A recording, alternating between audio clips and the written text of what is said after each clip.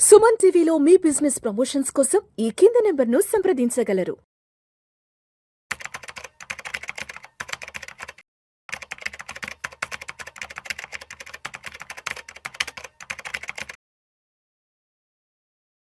నమస్తే, welcome to Suman TV. నేను విష్ణు. ప్రస్తుతంతో పాటు AMFI registered mutual fund distributor Bonigela Salman గారు ఉన్నారు. సార్తో మాట్లాడదాం. సాల్మన్ గారు నమస్తే సార్. నమస్తే అండి విష్ణు గారు. Yes, welcome to Suman TV and welcome to Vishnu talks. Yes, ఒకసారి వాళ్ళ మార్కెట్ క్లోజింగ్ ఎక్కడో చూద్దాం. ఇవాళ 27th జూలై మండే. సెన్సెక్స్ విషయానికి వస్తే 776 పాయింట్ల లాభంతో 76,835 వద్ద క్లోజ్ అయింది. నిఫ్టీ విషయానికి వస్తే 228 పాయింట్ల లాభంతో 23,995 వద్ద క్లోజ్ అయింది. బ్యాంక్ నిఫ్టీ విషయానికి వస్తే 393 పాయింట్ల లాభంతో 57,087 వద్ద క్లోజ్ అయింది. ఎస్, ఇవాళ ఆల్మోస్ట్ సెన్సెక్స్ 800 పాయింట్ల వరకు మంచి బుల్ ర్యాలీ కొనసాగడం కూడా జరిగింది. ఏంటి, మార్కెట్లకి మంచి రోజులు రాబోతున్నాయంటారా? ఎస్, ఇవాళ మార్కెట్లకు మండే మంచి బోని ఇచ్చింది అనుకోవచ్చు అంటారా? విష్ణు గారు, నేను ఎప్పుడు కూడా మన భారతదేశ గ్రోత్ స్టోరీ నమ్మే వ్యక్తిని. నెక్స్ట్ 20-25 ఇయర్స్ మన దేశం ప్రపంచ అమెరికా చైనాతో పోటీ పడే ఎకానమీ అవ్వబోతుంది. సో మన మార్కెట్స్ మంచిగా ముందుకెళ్తాయి. ఏమిటి సమస్య? గత 1 year నుంచి 2 years నుంచి ఏమిటి సమస్య అంటే ఎఫ్ఐఎల్ బయటికి వెళ్ళిపోవటం. విపరీతమైన ఎఫ్ఐఎల్ ఈ January 1st నుంచి ఇప్పటివరకు చూస్తే 2,50,000 కోట్లు అమ్మారు. శుభ పరిణామం ఏమిటంటే జూలైలో ఎఫ్ఐఎల్ సుమారుగా 15,000 కోట్లు కొన్నారు. అంటే మళ్ళీ ఎంట్రీ తీసుకున్నారు, మళ్ళీ కంబ్యాక్ వస్తున్నారు, మార్కెట్లకి వస్తున్నారు. ఇక్కడ ఏంటంటే కొరియన్ మార్కెట్స్ లో బాగా పెట్టారు. Korean markets last 1 year 2 years నుంచి 100% పెరిగి మొన్న మధ్య Taiwan, Taiwan, Korea, Germany, Japan. అంటే ఎఫ్ఐఎల్ అంటే foreign mutual funds, hedge funds, pension funds, insurance companies, వీళ్ళని ఎఫ్ఐఎల్ అంటారు. వీళ్ళకి ఏం లేదు, సెంటిమెంట్ ఉండదు, ఏముండదు. ఏ మార్కెట్స్ తక్కువ చీప్గా ఉన్నాయి, ఎక్కడ అవకాశం ఉందో అక్కడికి వెళ్ళిపోతారు. అక్కడ ప్రాఫిట్స్ బాగా వచ్చిన తర్వాత, హై వాల్యుయేషన్ వచ్చిన తర్వాత మళ్ళీ అక్కడ వదిలించుకొని వస్తుంటారు. 5 రూపాయలు కొంటారు, 10 రూపాయలు అమ్ముకొని వచ్చేస్తారు. 1 month back Korean markets 100% return ఇచ్చి ఉన్నాయి. ఇప్పుడు 60కి వచ్చినాయి. అంటే 40% పడిపోయినాయి. అంటే కొరియన్ మార్కెట్స్ నుంచి ఎగ్జిట్ అవుతున్నారు, మళ్ళీ వస్తున్నారు. మన వైపు మనసు మలుతుంది. మన యొక్క నిఫ్టీ పిఈ కావచ్చు, నిఫ్టీ నెక్స్ట్ పిఈ కావచ్చు, అన్ని రీజనబుల్ వాల్యుయేషన్స్ వచ్చినాయి. మన Q1 ఎర్నింగ్స్ బాగున్నాయి. మనకి ఏమిటి సమస్య వచ్చింది 3 నెలల నుంచి 4 నెలల నుంచి అంటే geo political tensions, external factors. దీనివల్ల ఏమిటి, మనము 3rd largest importer of the crude ప్రపంచంలోని. సో క్రూడ్ $70 per barrel ఉన్న క్రూడ్ నిన్నటి వరకు 100కి వెళ్ళింది, $100 per barrel. ఈరోజు మార్కెట్స్ పెరగడానికి ప్రధాన కారణం ఏమిటంటే ట్రంప్ గారు ఒక 13 రోజులు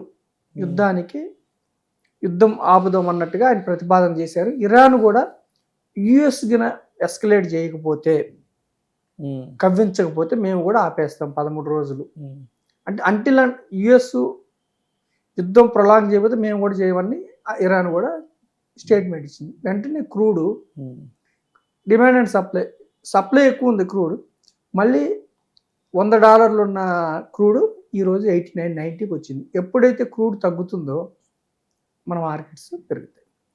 సో గత 5-6 రోజులుగా కారణాలు ఏమిటంటే, ఈరోజు మార్కెట్ గత 5-6 రోజులుగా మార్కెట్స్ పడి కరెక్షన్ అయ్యి డీసెంట్ వాల్యుయేషన్స్లో స్టాక్స్ దొరుకుతున్నాయి. ఇది ఒక కారణం. తర్వాత వాలటిలిటీ ఇండెక్స్ కూడా తగ్గింది, మన యొక్క VIX. ఇది కాకుండా ఏమిటంటే, ఇప్పుడు లాస్ట్ 1 yearలో ఐటీ సెక్టర్ 25% డౌన్ అయింది. అంటే ఐటీ స్టాక్స్ అట్రాక్టివ్గా దొరుకుతున్నాయి. ఇప్పుడు AI technology stocks, Infosys, TCS లాంటివి కూడా AI రిలేటెడ్గా కొంచెం ఎక్స్పోజర్ తీసుకోబోతున్నాయి. సో ఈరోజు ఐటీ ఇండెక్స్ 2.5% బూస్ట్ అయింది. So IT stocks, Infosys, TCS కూడా పెరిగినాయి. దీనివల్ల కూడా ఈరోజు మార్కెట్ పెరిగింది. రూపీ బలపడింది. జనరల్గా రూపీ బలపడితే స్టాక్ మార్కెట్స్ పెరుగుతాయి. ఎఫ్ఐఎల్ వెళ్ళిపోవడానికి కారణం ఏమిటి? ఒకటి, మన మార్కెట్స్ ఓవర్ వాల్యుయేషన్స్ వచ్చినాయి, ప్రాఫిట్ బుక్ చేసుకోవడం ఒకటి. 2, రూపీ డిప్రిషియేట్ అవటం వల్ల ఎఫ్ఐఎల్ వెళ్ళిపోయారు. సో బయట మార్కెట్స్లో లాభాలు తీసుకుంటున్నారు. మళ్ళీ మన వైపు ఎందుకు చూడబోతున్నారంటే ఒక రూపీ డ్రాస్టికల్గా డౌన్ అయింది, అంటే 96 వరకు వెళ్ళింది. మన రూపీ బలపడటానికి కోసం అంటే ఎఫ్ఐఎల్ బయటికి వెళ్ళిపోయినప్పుడు ఏమైందంటే మన కరెంట్ అకౌంట్ డెఫిషియన్సీని క్యాపిటల్ అకౌంట్లో ఫండ్స్ ద్వారా మనం పూర్తి చేయాలి. ఎఫ్ఐఎల్ కూడా బయటకు వెళ్ళిపోతే 2 డెఫిషియన్సీ అవుతుంది. అప్పుడు మన క్యాపిటల్ అకౌంట్లోకి డబ్బు రావాలంటే మన సెంట్రల్ గవర్నమెంట్ ఏం చేసిందంటే FCNR డిపాజిట్స్ అని స్కీమ్ పెట్టింది. అంటే ఫారిన్ కరెన్సీ నాన్ రెసిడెన్స్ ఇండియన్స్కి మీరు ఎఫ్డీలు చేసుకుంటే మన భారతదేశ FCNR అకౌంట్లో ఎఫ్డీలు చేసుకుంటే మీకు వచ్చే వడ్డీతో పాటు ఈ రూపీ డిప్రిషియేట్ అయితే మీకు వర్తించదు. అంటే మీకు వచ్చే వడ్డీ 7% ఉందనుకోండి, 7% వస్తుంది.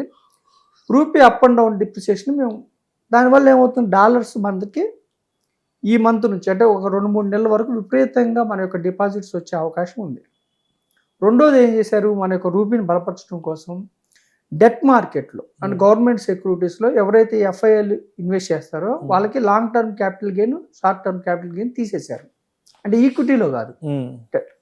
సో మన రూపీ బలపడే అవకాశాలు ఉన్నాయి. ఎప్పుడైతే రూపీ బలపడుతుందో ఫ్యూచర్లో మన యొక్క మార్కెట్స్ ముందుకెళ్ళే అవకాశం ఉంది. కేవలం మన మార్కెట్ని అడ్డుకుంటున్నది కేవలం ఎక్స్టర్నల్ సెక్టార్, అంటే క్రూడ్ ఆయిల్ వల్లనే, అంటే యుద్ధం వల్లనే మన మార్కెట్ అవుతుంది. మన యొక్క మార్కెట్స్కి ఫ్యూచర్లో మంచి రోజులు ఉన్నాయని నేను గట్టిగా నమ్ముతున్నాను. ఎందుకు నమ్ముతున్నానంటే ఇంత అనిశ్చిత కండిషన్లో కూడా 6.5%తో జీడిపి గ్రో అవుతుంది. ఇలాంటి స్థితిలో కూడా ఇన్ఫ్లేషన్ అదుపులో ఉంది. ఇలాంటి స్థితిలో కూడా GST కలెక్షన్స్ బాగున్నాయి, జాబ్ డేటా బాగుంది, కన్జంప్షన్ బాగుంది. ఒకటే ఫ్యాక్టర్ ఏమిటంటే మనం ఇబ్బంది పడాల్సిన ఫ్యాక్టర్ ఎల్నినో, అంటే వర్షపాతం కొంచెం తగ్గుముఖం. అంటే రూరల్ ఎప్పుడైతే పంటలు సరిగా పండవో కొంచెం ఇన్ఫ్లేషన్ బూస్ట్ అయ్యే అవకాశం ఉంది, రూరల్గా కన్జంప్షన్ తగ్గే అవకాశం ఉంది. అదొకటి ఇబ్బంది ఉంది. కానీ వేరే Q1 ఎర్నింగ్స్ బాగానే ఉన్నాయి. సో మనం ఏం చెప్తున్నామంటే ఇప్పుడు బాండ్ ఈల్డ్స్ సాఫ్ట్వేర్ అవటం వల్ల కూడా మార్కెట్స్ పెరిగినాయి. సో మనం ఏం చెప్తున్నామంటే లాస్ట్ 2 years మన మార్కెట్స్ డిస్కౌంట్లో ఉన్నాయి. కాబట్టి శుభ పరిణామం ఏమిటంటే ఈ 7 monthsలో ఫిబ్రవరిలో మాత్రమే FIL ఇన్వెస్ట్ చేశారు నెట్ ఫ్లో. మళ్ళీ ఈ మంత్ జూలైలో నెట్ ఫ్లో ఒక 15,000 కోట్లు సుమారుగా ఇన్వెస్ట్ చేస్తున్నారు. FIL మళ్ళీ తిరిగి వస్తే మన మార్కెట్స్ మళ్ళీ డ్రాస్టికల్గా ముందుకెళ్తాయి. DIIలు అంటే డొమెస్టిక్ ఇన్స్టిట్యూషనల్ మ్యూచువల్ ఫండ్స్ కావచ్చు, మన రిటైల్ ఇన్వెస్టర్స్ నెలకు 32,000 కోట్లు ఎవ్రీ మంత్ కుమ్మరిస్తున్నారు. ఒకప్పుడు FIL ఇలా వెళ్ళిపోతే మార్కెట్స్ కుప్పకూడదు. ఈ రోజు మన మార్కెట్స్ రెసిలెంట్ నిలబడుతున్నాయంటే because of DII support strong ఉన్నాం మనం. అంటే మనం ఇంతకు ముందులాగా స్పెక్యులేషన్ ఒకరోజు మార్కెట్ పడగానే కుంగిపోవటం కాకుండా లాస్ట్ 5 days పడితే ఇది ఆపర్చునిటీ కింద తీసుకుంటున్నాం. సో మన డొమెస్టిక్ ఇన్వెస్టర్స్, రిటైల్ ఇన్వెస్టర్స్ ఇబ్బంది లేదు. మనకి నెక్స్ట్ 1 year కానీ నెక్స్ట్ భవిష్యత్తు బాగుండే అవకాశం ఉంది. Q1 ఎర్నింగ్స్ కూడా బాగున్నాయి. మన దేశానికి అంతా అనుకూలంగా ఉంది. జీడిపి కావచ్చు, ఇన్ఫ్లేషన్ కావచ్చు, GST కలెక్షన్స్ కావచ్చు, కన్సంప్షన్ కావచ్చు, ప్రతిదీ అనుకూలంగా ఉంది. షార్ట్ పీరియడ్లో ఈ జియోపొలిటికల్ టెన్షన్స్ ఉన్నాయి. నాకు తెలిసి ఇది కూడా యుద్ధం కూడా అమెరికా కూడా ఖర్చు భరించలేక ఎట్లా యుద్ధాన్ని ఆపాలని ట్రై చేస్తున్నారు. ఇరాన్ కూడా ఒక డాలర్కి అగైనెస్ట్గా మిలియన్స్ ఆఫ్ రియాల్ చెల్లించాల్సి వస్తుంది. ఇన్ఫ్లేషన్ అంత బూస్ట్ అయింది. సో వాళ్ళు అగ్రిమెంట్కి వస్తారు. నేను నమ్మేది ఏమిటంటే విష్ణు గారు, భవిష్యత్తులో మన మార్కెట్స్ చక్కగా ముందుకెళ్తాయి. కాకపోతే ఎప్పుడు ఇలాగే వెళ్ళవు, అప్ అండ్ డౌన్స్ ఉంటాయి. అందుకని మనం ఏం చెప్తుంటే ఇన్వెస్ట్మెంట్ని ఎంకరేజ్ చేస్తున్నాం. ట్రేడింగ్ని F&Oని ఎంకరేజ్ చేయకుండా ఇన్వెస్ట్మెంట్ ఎంకరేజ్ చేస్తున్నాం. అది కూడా సిస్టమేటిక్ వేలో ఎంకరేజ్ చేస్తున్నాం. మనం ఇన్వెస్టర్గా ఉండండి. అది కూడా మీరు ఒక స్టాక్, 2 స్టాకులు, 3 స్టాకులు కాకుండా పెన్నీ స్టాక్స్ కాకుండా డీసెంట్ పోర్ట్ఫోలియో, డిఫరెంట్ రంగాల్లో పోర్ట్ఫోలియో, లేదంటే ఒక ఇండెక్స్ ఫండ్, లేదంటే ఒక డైవర్సిఫైడ్ మ్యూచువల్ ఫండ్స్, లేదంటే PMS ఇలా ఇన్వెస్ట్ చేసుకుని లాంగ్ పీరియడ్లో అంటే నెక్స్ట్ 2 to 3 years, నెక్స్ట్ 5 yearsలో మన Indian market is very good market, emerging market. మళ్ళీ FIL మన వైపు చూస్తున్నారని నేను గట్టిగా నమ్ముతున్నాను. రైట్. అంటే ఇవాళ మార్కెట్ క్లోజింగ్ టైంకి ఇవాళ ప్రధానంగా బాగా లాభపడ్డ సెక్టర్స్ కానీ స్టాక్స్ కానీ ఉన్నాయి, లేదంటే కొంత ఇబ్బంది పడ్డ సెక్టర్ స్టాక్స్ ఉన్నాయి? మనం చూస్తే విష్ణు గారు IT రంగము, ఫినాన్స్ రంగము బాగా లాభపడింది, బాగా రాణించే IT sector, special IT index. ఓకేనండి. తర్వాత టాప్ గెయినర్స్ ఏమిటంటే విష్ణు గారు Eternal, IndiGo, Infosys, TCS, Bajaj finance.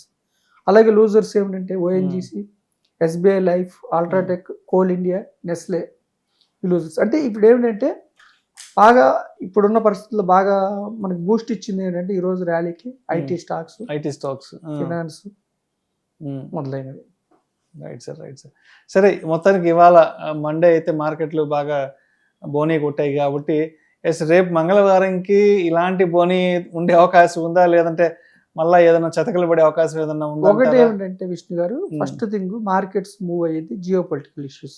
మనకి ఈరోజు మార్కెట్స్ మూవ్ అవడానికి కూడా కారణం ఏమిటంటే జపాన్ నిక్కై మార్కెట్స్, తర్వాత చైనా మార్కెట్స్, షాంఘై, తర్వాత ఇంకొకటి హాంకాంగ్ మార్కెట్స్. అంటే ఇవన్నీ పాజిటివ్ ఉన్నాయి. అంటే ప్రపంచ మార్కెట్స్ని బట్టి మన మార్కెట్ రేపు ఉండొచ్చు.